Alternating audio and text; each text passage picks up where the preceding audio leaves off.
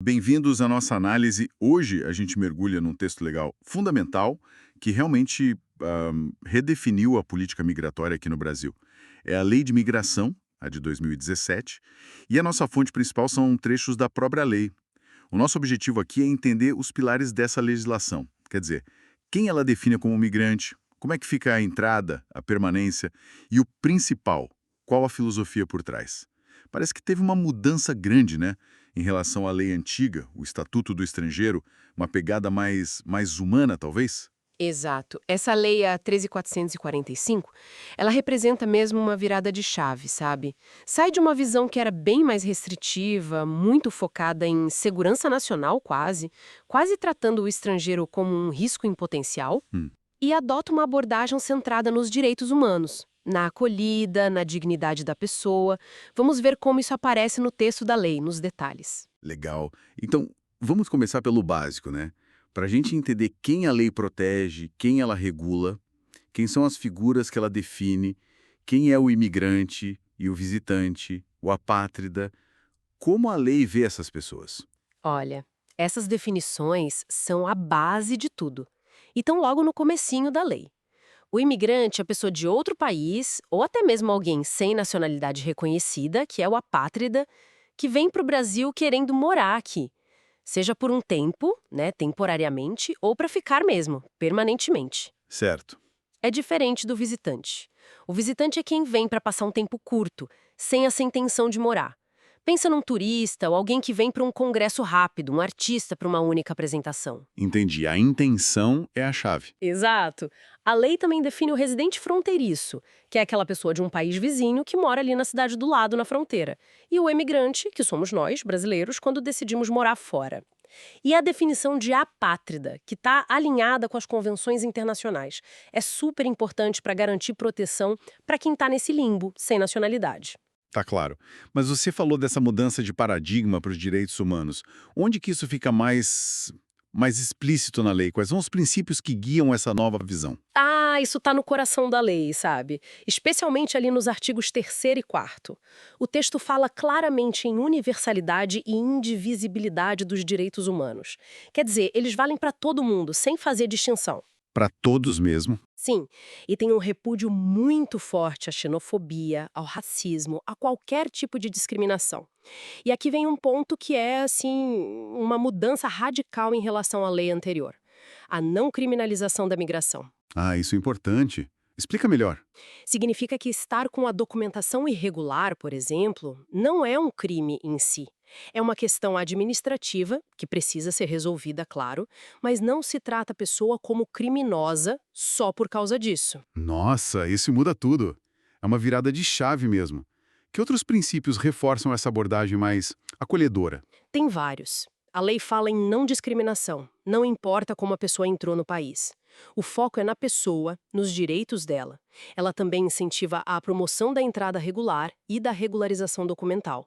A ideia é ajudar a pessoa a sair da irregularidade, da invisibilidade. Faz sentido. Destaca a acolhida humanitária como um princípio importante, garante o direito à reunião familiar, que é essencial, né, para a vida de qualquer um e um ponto crucial, assegura o acesso igualitário a serviços públicos, saúde, educação, justiça, trabalho, previdência. Espera aí. Acesso igualitário a serviços como saúde e educação. Exatamente. E também protege integralmente crianças e adolescentes migrantes e proíbe aquelas expulsões ou deportações coletivas, sabe? Exige que cada caso seja visto individualmente. Esse ponto do acesso igualitário aos serviços públicos me chama a atenção. Na prática, isso quer dizer que um migrante, mesmo que, sei lá, ainda não tenha conseguido regularizar tudo, os papéis e tal, ele tem os mesmos direitos básicos que um brasileiro? Tipo, ir num posto de saúde. Sim, a lei é bem clara quanto a isso. O artigo 4º garante, em condição de igualdade com os brasileiros, os direitos fundamentais. Vida, liberdade, igualdade, segurança, propriedade, e vai além, sabe? Detalha direitos específicos. Quais, por exemplo?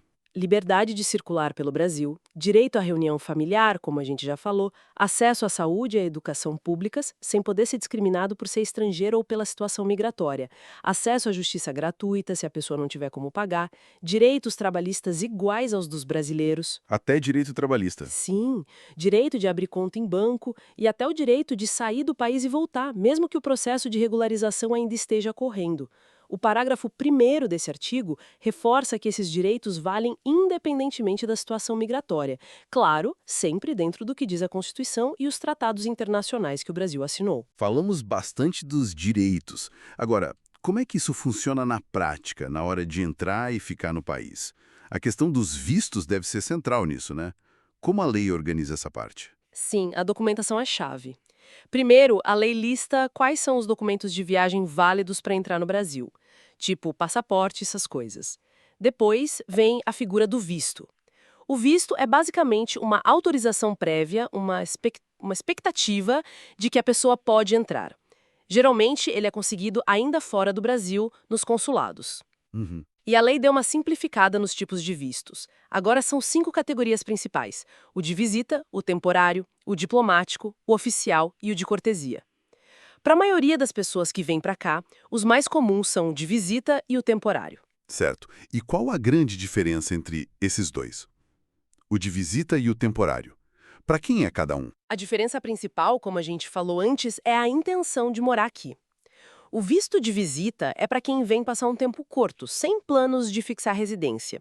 Pensa no turista, no participante de uma conferência, naquele artista que vem só para um show. Entendi. Geralmente, com esse visto, a pessoa não pode ter um emprego formal aqui, com carteira assinada.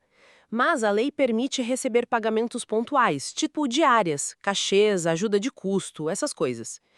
Já o visto temporário, esse é para quem vem com a intenção de morar aqui por um tempo determinado. Ah, então esse é para quem quer ficar mais tempo. Exato. E as finalidades para conseguir esse visto são bem variadas, refletindo aquela filosofia mais aberta da lei, sabe?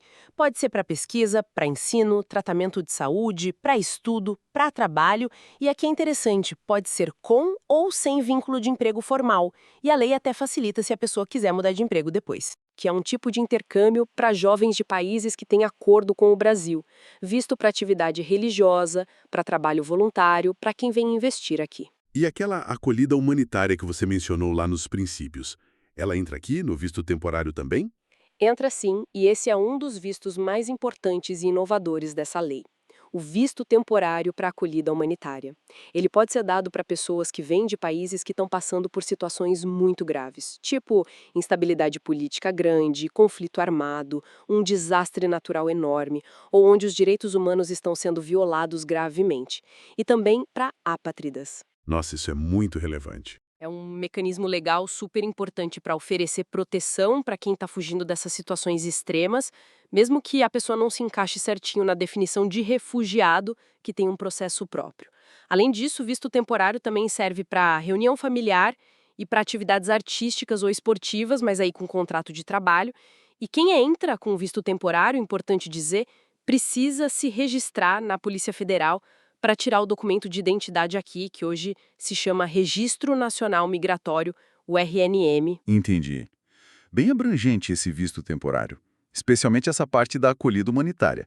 Mas a lei deve pensar também em situações ainda mais específicas, né? Tipo, quem mora ali colado na fronteira ou quem busca asilo político. Pensa sim, tem capítulos só para isso. Por residente fronteiriço, a lei criou um documento especial, tipo uma carteirinha, que permite que ele circule e faça coisas da vida normal, trabalhar, estudar nas cidades de fronteira que forem definidas pelo governo. Facilita muito a vida de quem vive nessa dinâmica, né, de ir e vir todo dia. Sim, claro. Para os apátridas, a lei não só reconhece essa condição, mas cria um procedimento para identificar quem é apátrida e oferece proteção específica. Isso inclui um caminho mais fácil para conseguir a naturalização brasileira, o direito de trazer a família e a garantia de não ser mandado de volta para um lugar onde corra risco. É o princípio do non-refoulement, que é sagrado no direito internacional. E o asilo político? O asilo político continua existindo. É um ato soberano do Brasil, uma decisão do governo de proteger alguém que está sofrendo perseguição por suas opiniões políticas, por exemplo. Mas tem limites, claro. Não se concede asilo para quem cometeu crimes muito graves, como genocídio ou crimes contra a humanidade. Ok.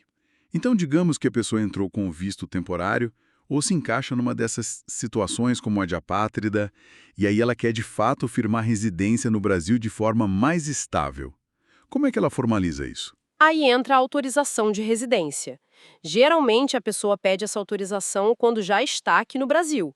Muitas vezes é o passo seguinte, depois do visto temporário, para transformar aquela estadia temporária em algo mais duradouro ou até por tempo indeterminado. E os motivos para pedir são os mesmos do visto temporário? São parecidos, sim. Estudo, trabalho, reunião familiar, acolhida humanitária, tudo isso pode dar base para pedir autorização de residência. Mas tem outras hipóteses também. Pessoas de países do Mercosul ou de outros países que têm um acordo com o Brasil geralmente têm um processo mais simples. Quem já tem uma oferta de trabalho concreta aqui dentro, quem recebeu refúgio ou asilo, vítimas de tráfico de pessoas ou de trabalho escravo que foram resgatadas, e até quem está, por algum motivo, cumprindo pena ou em liberdade provisória aqui no país. Interessante isso. Poder pedir residência mesmo estando em situação de cumprimento de pena ou sendo vítima de tráfico parece mostrar uma preocupação em regularizar e proteger a pessoa, né? Mas imagino que existam restrições. Alguém pode ter a residência negada por ter cometido um crime, por exemplo? Sim, existem restrições, especialmente se a pessoa tiver a condenação por crimes mais graves, aqui ou no exterior, mas a lei é, digamos, mais ponderada que a anterior. Ela prevê exceções importantes. Por exemplo, a restrição por condenação pode não se aplicar se o crime for considerado de menor potencial ofensivo ou se o motivo do pedido de residência for acolhida humanitária, reunião familiar ou até necessidade de tratamento de saúde. Ah, então não é automático. Analisa-se o caso. Exatamente. A ideia é olhar a situação individual, o histórico da pessoa e não aplicar uma regra única para todos. E o direito à reunião familiar, que a gente já citou algumas vezes, é realmente muito forte nessa lei. Permite que tanto brasileiros quanto imigrantes que já moram aqui legalmente tragam seus parentes próximos para viver no Brasil.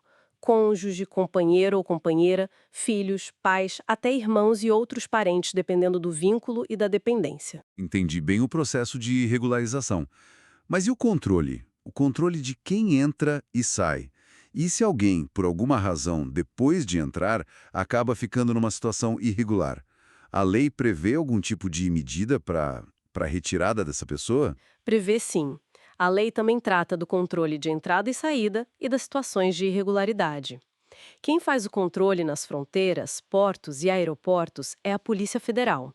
E pode acontecer o impedimento de ingresso, quer dizer, a pessoa ser barrada na entrada. Em que situações? Se ela já tiver sido expulsa do Brasil e tentar voltar antes do prazo, se tiver condenação ou estiver sendo processada por crimes considerados graves como terrorismo, genocídio, se estiver usando documento falso ou inválido, ou se tiver praticado algum ato que seja considerado contrário aos princípios da Constituição brasileira. Mas tem um ponto crucial aqui. Qual? A lei proíbe de forma bem clara que alguém seja impedido de entrar por motivo de raça, religião, nacionalidade, grupo social ou opinião política. Isso é uma garantia importante. Com certeza. E para quem já está aqui dentro e fica irregular? Aí existem as chamadas medidas de retirada compulsória. É um nome um pouco Forte, né? mais, mas são basicamente três. Retirada compulsória. Soa meio pesado. Quais são essas medidas e como elas funcionam? Bom, são três principais, com níveis de gravidade e procedimentos bem diferentes. A mais imediata é a repatriação. Ela acontece ali na fronteira mesmo. Se a pessoa foi impedida de entrar, ela é devolvida imediatamente para o país de onde veio ou para o país de nacionalidade dela. Ok, essa é na hora, na entrada. Isso. Depois tem a deportação. Essa se aplica a quem já está dentro do Brasil, mas em situação irregular. Por exemplo, o visto venceu e a pessoa não renovou, não pediu autorização de residência. Nesse caso, a pessoa tem que ser notificada pela Polícia Federal e ela tem um prazo que a lei diz que é de no mínimo 60 dias para se regularizar ou para sair do país por conta própria. Ah, então tem um prazo para tentar resolver. Tem. Só depois desse prazo, se a pessoa continuar irregular e não tiver saído, é que a deportação pode acontecer de fato. E, por último, tem a expulsão. Essa é a medida mais séria. Para quem ela se aplica? Ela só pode acontecer se a pessoa tiver uma condenação criminal definitiva, já sem possibilidade de recurso por crimes considerados graves. A lei menciona genocídio, crime contra a humanidade, crime de guerra, crime de agressão. Ou também por crime comum doloso, mas aí tem que ser passível de pena de prisão, e a decisão de expulsar tem que levar em conta a gravidade do crime, o histórico da pessoa aqui no Brasil, se ela tem família, trabalho, e as chances dela se ressocializar. A expulsão impede a pessoa de voltar para o Brasil por um bom tempo. Essas medidas deportação-expulsão parecem bem drásticas. Existem proteções para a pessoa? Alguém pode ser deportado ou expulso assim de uma hora para outra? Não, de jeito nenhum. A lei criou várias salvaguardas importantes. A primeira, e talvez a mais fundamental, é aquele princípio do não-refoulement que a gente já mencionou para os apátridas. Ele vale para todas as medidas de retirada. Ninguém pode ser mandado de volta para um país onde a sua vida, a sua integridade física ou a sua liberdade estejam em risco. Isso é absoluto. Certo, isso é essencial. Segundo, a expulsão, por exemplo, não pode acontecer em várias situações específicas. Se a pessoa tiver um filho brasileiro que dependa dela economicamente, ou que esteja sob a guarda dela, se tiver cônjuge ou companheiro brasileiro ou residente aqui, se tiver chegado ao Brasil muito criança, antes dos 12 anos, ou se for uma pessoa idosa com mais de 70 anos e já morar aqui há mais de 10 anos. Depende um pouco do caso, mas há essas proteções. Entendi. Terceiro, é proibida a retirada coletiva. Cada caso tem que ser analisado individualmente com suas particularidades. E, fundamental, todos esses processos, tanto a deportação quanto a expulsão, têm que respeitar o direito ao contraditório e à ampla defesa. O que isso significa na prática? Significa que a pessoa tem o direito de ser ouvida, de apresentar sua defesa e seus argumentos, suas provas, tem direito a ter um advogado ou um defensor público, a lei inclusive manda notificar a Defensoria Pública da União nesses casos, e, no caso da deportação, se a pessoa recorrer da decisão, o recurso suspende a retirada até que o recurso seja julgado. A ideia é garantir que a retirada seja mesmo a última opção e que seja feita de forma justa com todas as garantias. Isso realmente traz uma camada importante de proteção processual. Mudando um pouco de assunto, mas ainda ligado à permanência, como é que a lei trata a possibilidade de um migrante virar cidadão brasileiro, se naturalizar? A lei detalha bem esses caminhos para adquirir a nacionalidade brasileira, para quem não nasceu aqui, né? Primeiro tem a opção de nacionalidade, e isso é para filhos de pai ou mãe brasileiros que nasceram lá fora, mas não foram registrados no consulado brasileiro na época do nascimento. Quando eles vêm morar no Brasil, podem optar pela nacionalidade brasileira. Ah, sim. E a naturalização mesmo? Aí tem a naturalização, que é quando o estrangeiro pede para se tornar brasileiro. A lei prevê 4 tipos. A ordinária é a mais comum. Precisa cumprir alguns requisitos, ter capacidade civil, morar no Brasil por um tempo mínimo, que em regra é de 4 anos, conseguir se comunicar em português e não ter condenação penal ou já ter sido reabilitado. 4 anos. Mas esse prazo pode cair para só 1 ano em alguns casos. Por exemplo, se a pessoa tiver filho brasileiro, ou for casada, ou tiver união estável com brasileiro ou brasileira, ou se tiver prestado algum serviço importante para o Brasil. Interessante. E os outros tipos? Tem a extraordinária. Essa é para quem mora aqui há mais de 15 anos, sem interrupção, e não tem nenhuma condenação penal. Para esses, basta pedir, não tem outros requisitos como falar português, por exemplo. Tem a especial, que é para situações bem específicas, tipo o cônjuge de diplomata brasileiro que ficou muito tempo servindo lá fora. E tem a provisória, que é bem legal. Como funciona essa? É para criança ou adolescente migrante que chegou ao Brasil antes de completar 10 anos de idade. Ele recebe essa naturalização provisória e, quando faz 18 anos, pode pedir para converter em definitiva. É uma forma de integrar quem cresceu aqui. A lei até permite que a pessoa, ao se naturalizar, adapte o nome para a forma portuguesa se quiser. E sobre os brasileiros que moram fora, os emigrantes, como a lei chama, ela também se preocupa com eles? Sim, dedica um capítulo inteiro aos brasileiros no exterior. Define diretrizes para que o governo brasileiro atue em favor deles. Coisas como oferecer assistência consular, trabalhar para garantir condições de vida dignas nessas comunidades lá fora, fazer estudos para entender melhor a realidade deles e defender os direitos deles diplomaticamente. E quando eles voltam, A lei também garante alguns direitos na hora do retorno ao Brasil, como facilidades para trazer bens pessoais e de trabalho, isenção de algumas taxas e prevê uma assistência especial se acontecer alguma crise grave no país onde eles vivem. É um reconhecimento importante da nossa diáspora, né? Com certeza. E para fechar essa parte mais de procedimentos, a cooperação com outros países, tipo extradição, essas coisas, a lei entra nesse detalhe? Entra sim e bastante. A extradição é tratada como uma ferramenta de cooperação internacional. É quando o Brasil entrega uma pessoa que está aqui para outro país para ela responder a um processo criminal lá ou para cumprir uma pena que já foi definida. Mas Tem muitos mais, imagino. tem muitos mas e são importantes. O Brasil não extradita brasileiro napo de jeito nenhum. O fato que a pessoa cometeu tem que ser considerado crime tanto lá no outro país quanto aqui no Brasil. Não pode haver risco da pessoa pegar pena de morte ou prisão perpétua, a menos que o país que está pedindo se comprometa formalmente a mudar a pena para o máximo permitido aqui no Brasil, que hoje é 40 anos. Ah, tem essa condição. Tem. E também não se extradita por crime político ou de opinião. E nem se a pessoa for refugiada ou asilada aqui no Brasil. Quem decide se o pedido de extradição é legal ou não, se cumpre todos os requisitos, é o Supremo Tribunal Federal. A lei também fala de outras formas de cooperação, como a possibilidade de transferir uma pessoa que foi condenada aqui para cumprir a pena no país de origem dela, ou vice-versa. Vimos muitos aspectos, né? Desde os princípios até esses procedimentos mais complexos. Para a gente amarrar tudo, quais seriam aqueles pontos finais da lei que realmente, sabe, selam essa mudança de visão que a gente falou no começo? Olha, tem alguns pontos finais que são bem simbólicos dessa mudança.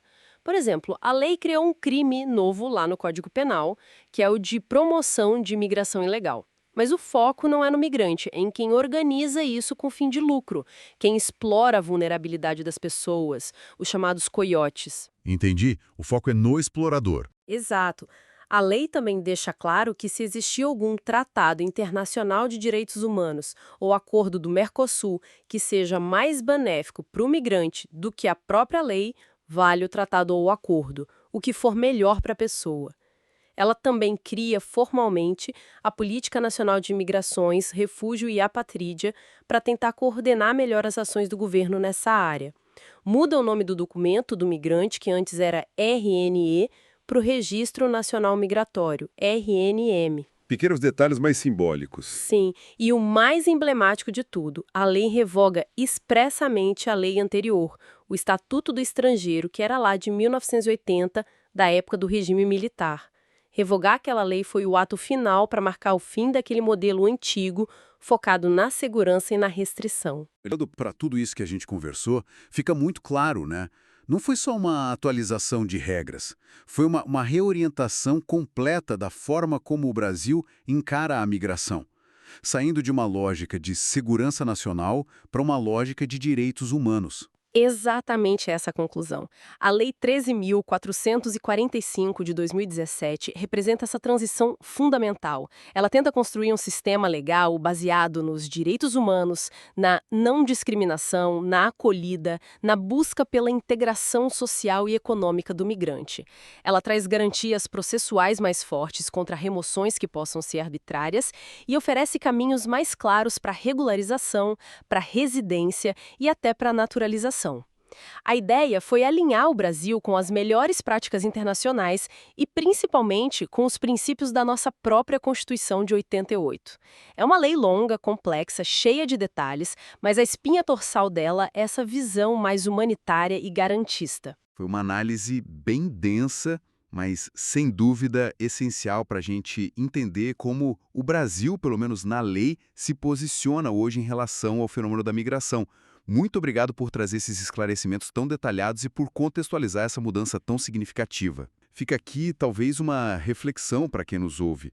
A lei estabelece princípios muito avançados, né? De acolhida humanitária, de não criminalização, de acesso a direitos. O grande desafio, me parece, é como fazer essa letra da lei virar realidade no dia a dia de cada migrante que chega ao Brasil. Como é que a gente, como sociedade, como instituições, pode garantir que essa inclusão que está prometida no papel consiga superar as barreiras reais, as culturais, as econômicas, as burocráticas, que a gente sabe que ainda dificultam muito a vida de quem busca recomeçar aqui?